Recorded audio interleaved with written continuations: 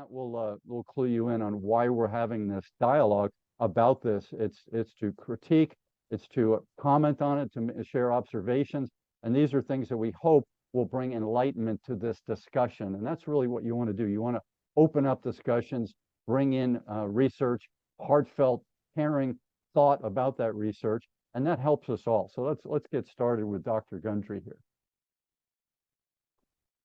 Believe it or not, it is possible to prevent heart attacks by following a surprising diet of eating certain kinds of food and taking supplements. We spoke with well-renowned author and cardiologist Dr. Steven Gundry of Desert Regional Medical Center to learn what it takes to live heart happy.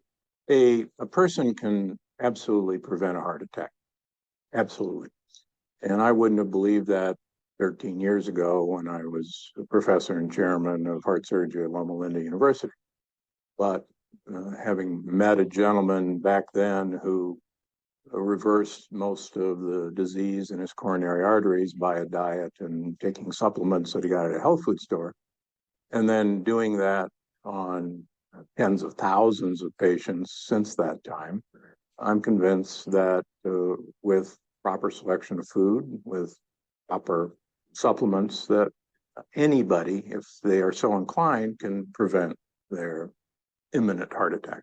Dr. Gundry talks about exercise. Okay, so we're going to go back to the plate of food. And Steve, I am at minute 104.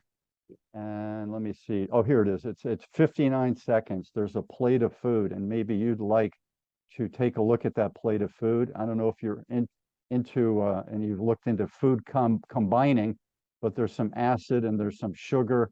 There's a variety of things being combined there. If that's of interest to you, maybe share what you think about the food combination they're showing in this picture, and then some of the things you mentioned in our discussion about processed food.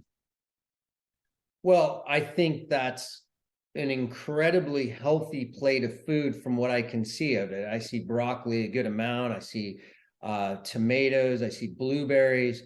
And then it looks like crackers, and it looks like whole food crackers or whole grain crackers. So that's very healthy. I can't really tell what the other two things are in the front, but he looks like he has what seems like processed chicken. I think that's a big step down, in my opinion.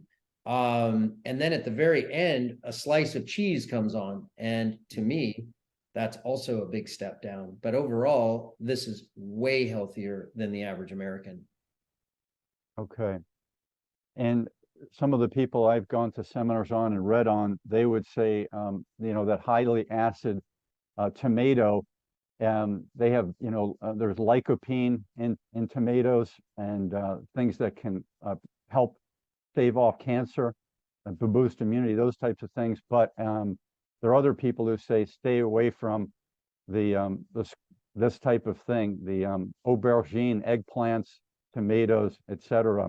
So those are for another discussion. And then the blueberries, high sugar content, and through one of your seminars before, Steve, you mentioned do not combine berries with milk. Do you want to share 20 seconds on that?